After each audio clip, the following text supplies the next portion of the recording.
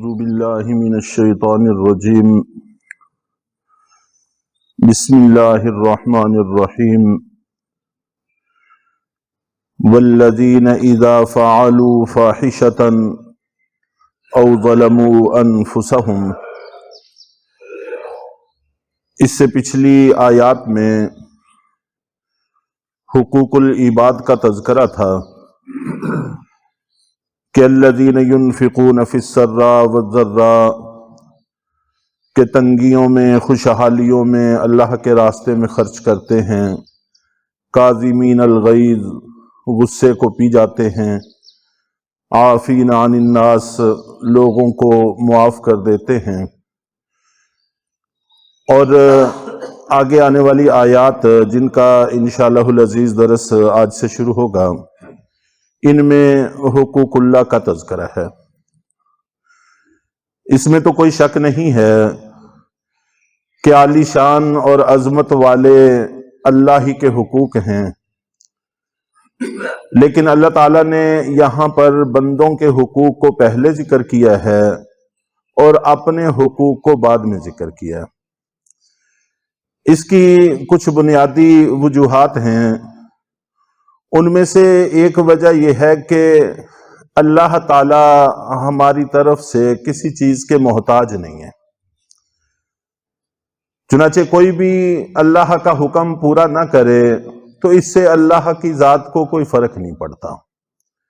اور اگر سارے ہی انسان اس کے سارے احکام کو پورے کریں، اس کے حقوق اس کے احکام ہیں،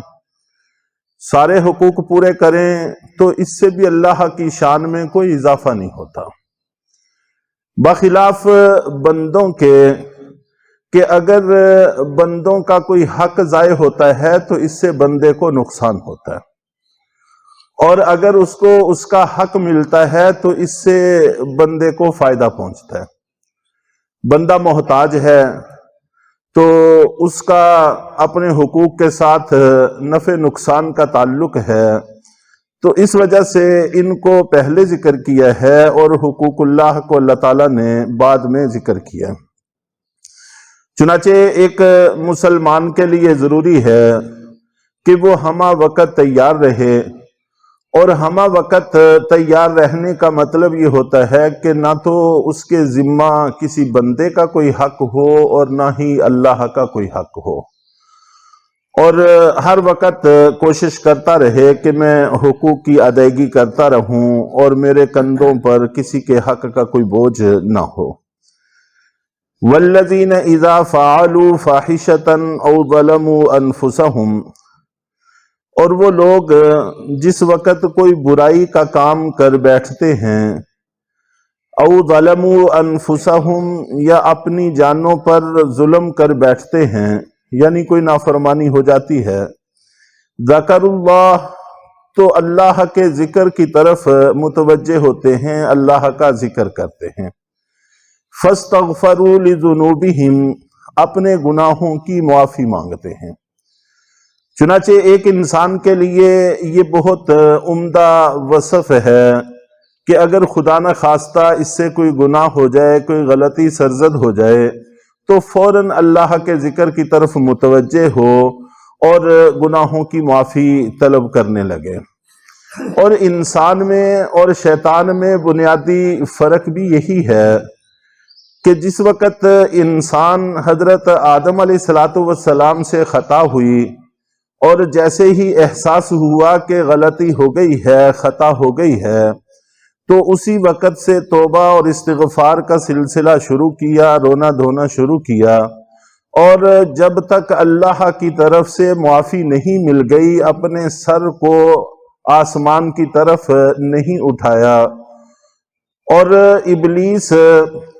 اس نے بھی گناہ کیا، نافرمانی کی، لیکن وہ آج تک اپنے گناہ پر اڑا ہوا ہے۔ تو انسان سارے کے سارے، اللہ کے نبی صلی اللہ علیہ وسلم نے فرمایا کہ خطا کار ہیں، لیکن بہترین خطا کار وہ شخص ہے جو توبہ کرنے والا ہو۔ جیسے ہی احساس ہو کہ غلط ہو گیا ہے تو فوراً واپسی کی راہ لے، تو یہ انسانیت ہے۔ اور اپنی ضد پر اڑے رہنا، گناہ پر اڑے رہنا، یہ انسانیت نہیں بلکہ یہ شیطانیت کے زمرہ میں آ جاتا ہے۔ اسی وجہ سے معروف اور مشہور بات ہے کہ کبیرہ گناہ بھی توبہ سے کوئی نقصان نہیں پہنچاتا، بخلاف صغیرہ گناہ کے اگر اس کے اوپر اصرار ہو، انسان بار بار وہ کرتا رہے تو یہ ایک پہاڑ بن جاتا ہے اور کبیرہ گناہ سے بھی بڑھ جاتا ہے اور انسان کو نقصان پہنچاتا ہے۔ ابلیس بھی یہی کہتا ہے کہ میں نے انسانوں کو، لوگوں کو گناہوں کی وجہ سے ہلاک کیا، تباہ و برباد کیا، اور انہوں نے استغفار اور لا الہ الا اللہ کے ذریعے سے مجھے تباہ و برباد کر دیا۔ میں نے ان کو گناہوں میں لگایا، اللہ کی نافرمانی میں لگایا، لیکن ان سے جب گناہ ہو جاتا ہے تو بعد میں اللہ کا ذکر کرتے ہیں، استغفار کرتے ہیں، جس سے گناہ معاف ہو جاتا ہے، اللہ راضی ہو جاتے ہیں، تو میری ساری محنت رائے گاں چلی جاتی ہے۔ تو بہرحال کوشش کرنی چاہیے۔ وَمَن يَغْفِرُ الذُّنُوبَ إِلَّا اللَّهُ، اور اللہ کے علاوہ ہے بھی کون جو گناہوں کو معاف کرے۔ وَلَمْ يُصِرُّوا عَلَى مَا فَعَلُوا وَهُمْ يَعْلَمُونَ، اور وہ لوگ جان بوجھ کر اپنے کیے پر اصرار نہیں کرتے۔ یہ بھی مسلمانوں کی، صلحاء کی، نیک لوگوں کی ایک صفت ہے کہ وہ اپنے کیے پر جان بوجھ کر اصرار نہیں کرتے، اگر احساس ہو جائے کہ غلط ہو گیا ہے تو فوراً رجوع کر لیتے ہیں۔ اولئک جزاؤہم مغفرۃ من ربہم، یہی لوگ ہیں کہ جن کی جزا مغفرت ہے ان کے رب کی جانب سے۔ وجنات تجری من تحتها الانہار خالدین فیہا، اور ایسے باغات ہیں کہ جن کے نیچے سے دریا بہتے ہوں گے اور وہ ان میں ہمیشہ ہمیشہ رہیں گے۔ وَنِعْمَ أَجْرُ الْعَامِلِينَ، اور عمل کرنے والوں کا اجر بہت ہی عمدہ ہے، بہت اچھا ہے۔ تو ہمیں چاہیے کہ ہم حقوق العباد کا بھی خیال رکھیں اور حقوق اللہ کا بھی خیال رکھیں، اور یہ علامات صلحاء کی ہیں، ان علامات کو، ان نشانیوں کو، ان اوصاف کو اپنانے کی بھی کوشش کریں۔ اللہ تعالی ہم سب کو عمل کی توفیق عطا فرمائے۔